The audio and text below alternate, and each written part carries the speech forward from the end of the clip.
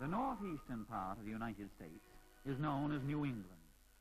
This region includes 6 states, 5 of which share the long, irregular Atlantic coastline. Many of our ancestors who settled in New England were seafaring people. Even now, more than 3 centuries later, thousands of us still make a living from the ocean, and those who live near it are aware of its influence on our daily lives. The shoreline of Maine, in northern New England, includes many small harbors near which towns have grown up. Around Camden Harbour, on the bay at the end of the Penobscot River, is a typical Maine seacoast community. Shipbuilding and the shipping business are less important in our everyday life than they once were, but Camden men still build boats and sail them.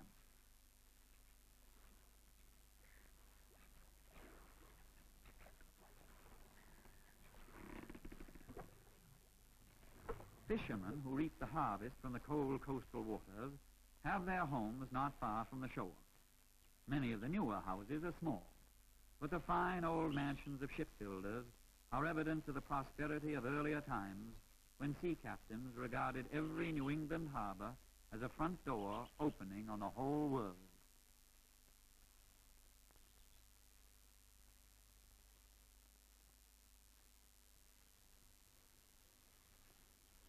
Our town, with less than 4,000 people, is like many towns of its size on the seacoast of northern New England.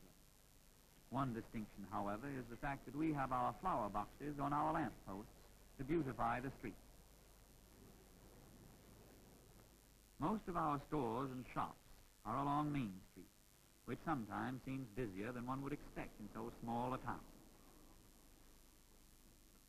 This is because Camden is a trading center for the nearby farming country, as well as a summer resort which attracts visitors from inland Maine and from distant states. They enjoy its pleasant situation by the sea and help support its gift shops and other businesses.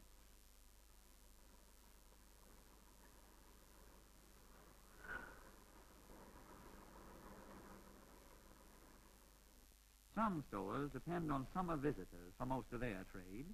Although the gifts include objects that might be bought anywhere, the most popular souvenirs are ship models and other examples of Maine handicraft, such as model lobster pots or traps.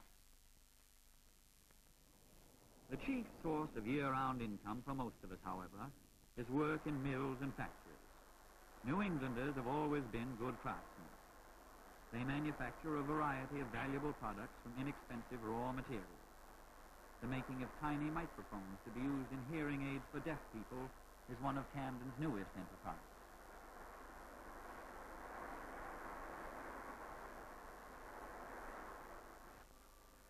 Among the oldest New England industries is the weaving of woolen textiles in mills, many of which were originally operated by water power. A mill in Camden specializes in weaving wide conveyor belts for paper-making machines. The washed wool goes through a carding machine which arranges the fibers. Then the bunch of fibers is divided into strips for spinning. The thick roll of loose fibers is twisted until it becomes a slender, firm thread ready for weaving into cloth. New England mills make more than half of all the woolen textiles produced in the United States.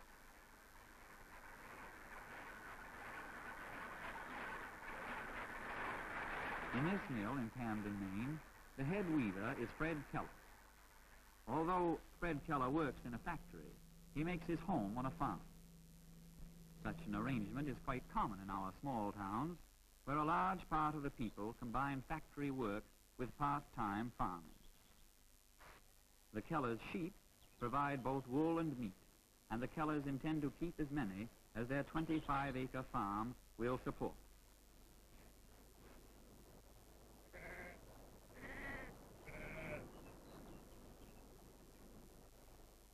They have about 15 acres of pasture and 6 acres of meadow, which also produce most of the feed for the cow that gives all the milk they need, and for the calf that will become part of their winter meat supply.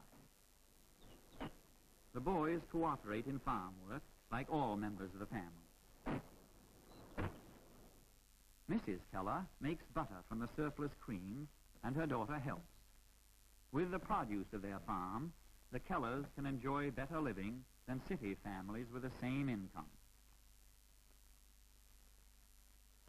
Although the greater part of our land in northern New England is too rough and stony for profitable farming, we have learned to make good use of such resources as we have.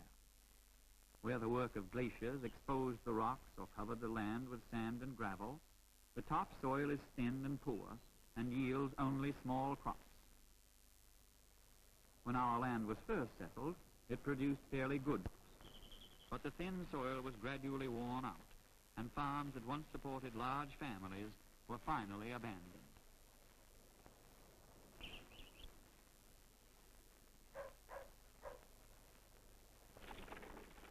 We have found that a better use for about 3/4 of our cleared land is to grow grass. If meadows are well fertilized and newly seeded every few years, crops will normally be good, for the climate is favorable. But even grass will not grow well if hay is cut year after year and the land is neglected.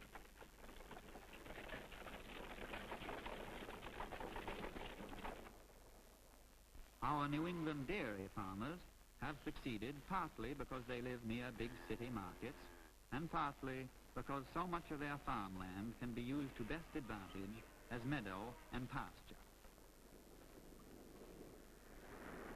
More and more New England farmers are raising poultry, too, in spite of the fact that nearly all of the feed must be brought from the Middle West. Improved breeds of hens have been developed. Fresh eggs and freshly dressed chickens are sold to city buyers.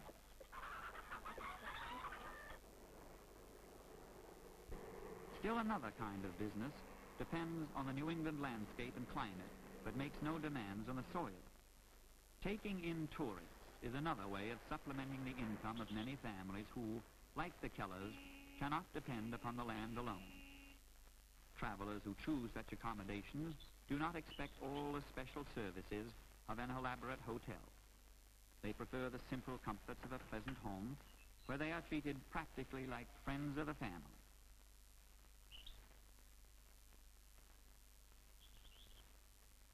On their first visit, of course, they want to be shown over the house. If there's a choice of rooms, they'll want to see what is available. They'll be interested in the furnishings and may even want to buy one of the hooked rugs Mrs. Keller has made for sale.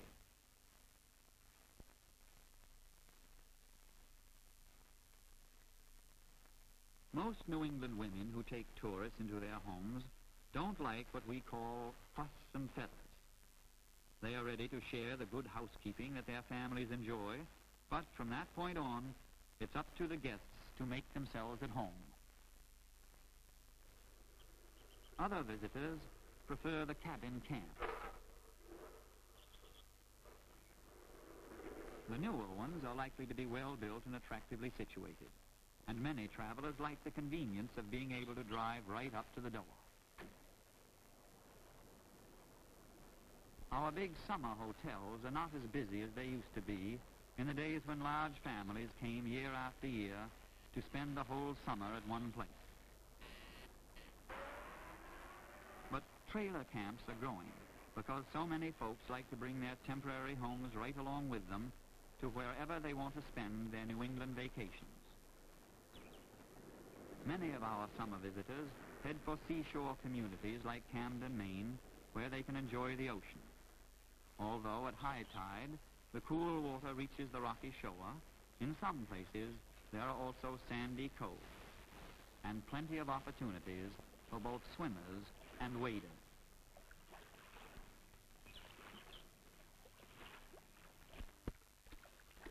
Our waterfront is busy in summer, even though the town is no longer a center of shipbuilding and ocean traffic. Many visitors to the seacoast have looked forward to a cruise in a sailing vessel. Such ships operated out of New England ports in years gone by. One of our Maine neighbors makes a business of arranging 7-day trips along the coast and among the islands of Penobscot Bay.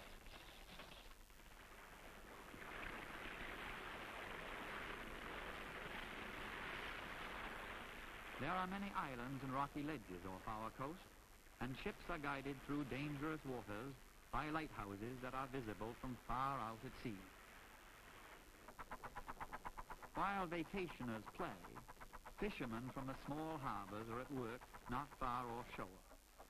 Buoys, painted in bright colors, mark the location of each lobsterman's traps or pots set on the ocean bottom. Using a winch operated by power from the automobile engine which drives his boat, a lobsterman can tend about 200 traps, visiting half of them each day. Maine lobsters are among the very choicest of seafood. Though some may be thrown back because they are too small, the lobsterman can earn a good living except during the stormy winter months.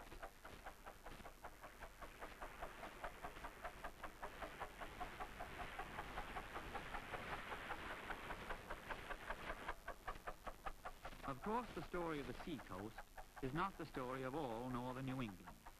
In parts of Maine, mountains rise close to the shore and hide the country to the west from all but those who climb them to look beyond. They're not very high mountains. In many parts of the world, people would call them hills. Behind them lies a different kind of country.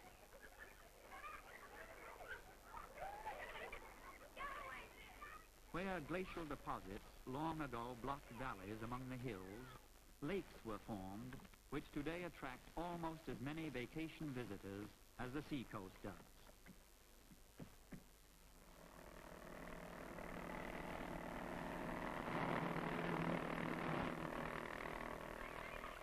Around the lakes and in the woods of New England are many summer camps for boys and girls.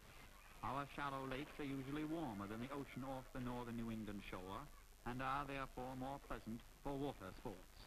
Canoes are still built in Maine according to almost the same patterns the Indians use.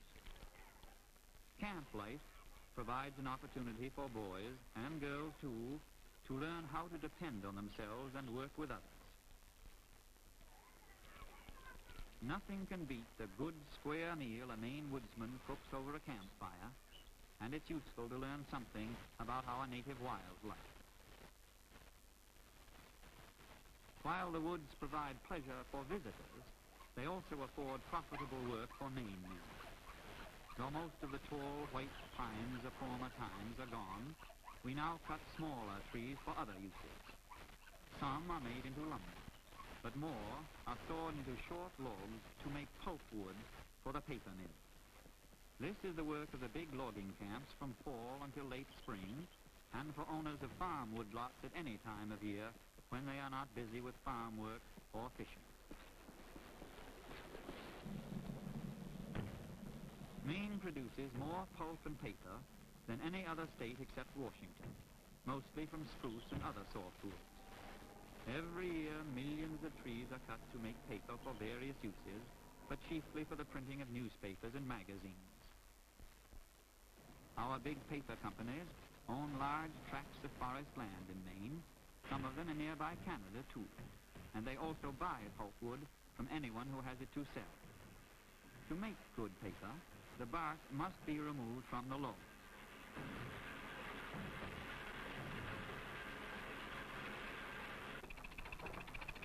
The piles are arranged by a heavy rake.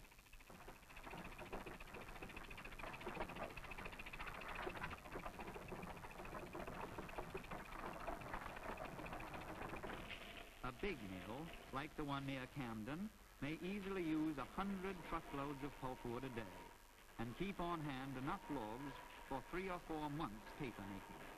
We hope that our Maine forests will always be able to supply the mill. The limitations of our soil and climate compel many of us, like the Kellers, to add to our incomes in various ways. The Kellers have their breakfast early, because Mr. Keller must be at the woolen mill in Camden by 7 o'clock.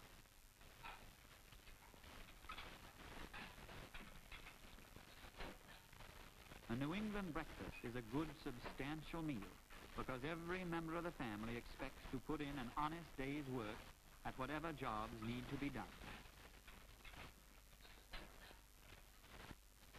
In midsummer, haying is one of these jobs, for hay must be cared for as soon as it is ready to cut. In haying time, therefore, the Kellers and their neighbors are busy for a week or two getting in the crops that will help to feed their livestock during the winter. Blueberries are another valuable crop. A few farmers grow cultivated berries, but the sweet, small berries grow wild on forest soil where trees have been cut or burned off. They are harvested with scoops that have teeth like rakes.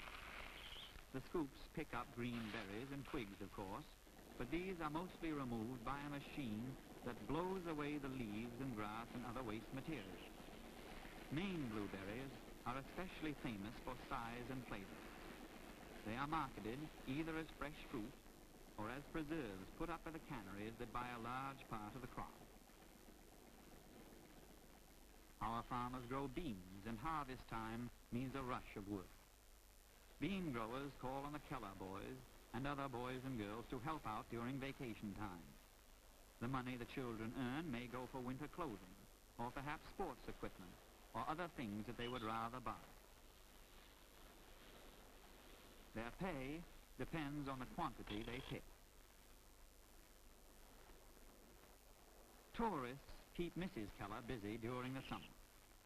Some stay only overnight, while others remain a week or two, and many plan to come back again next year.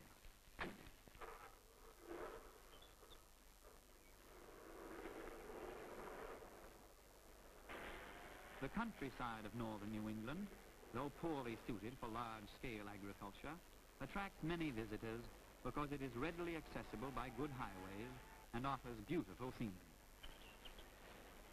After the busy summer season comes to an end, the brilliance of the New England autumn advances and fades. Then we prepare to shift to our winter occupations. The Monday after Labor Day, boys and girls start back to school again.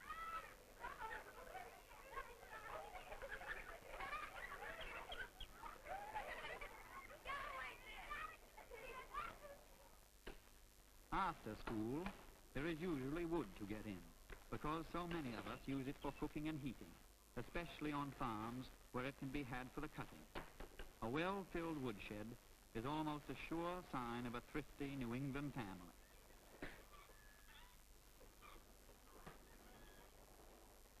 With the coming of longer evenings, we have more time for the handicrafts that so many of us find pleasant and profitable. Mrs. Keller is expert at making hooked rugs, in which strips of rag are thrust through coarse cloth and hooked back from the underside. It's an art worth learning because hand-hooked rugs sell for good prices. In their home workshop, Mr. Keller and the boys like to work on ship models and other projects.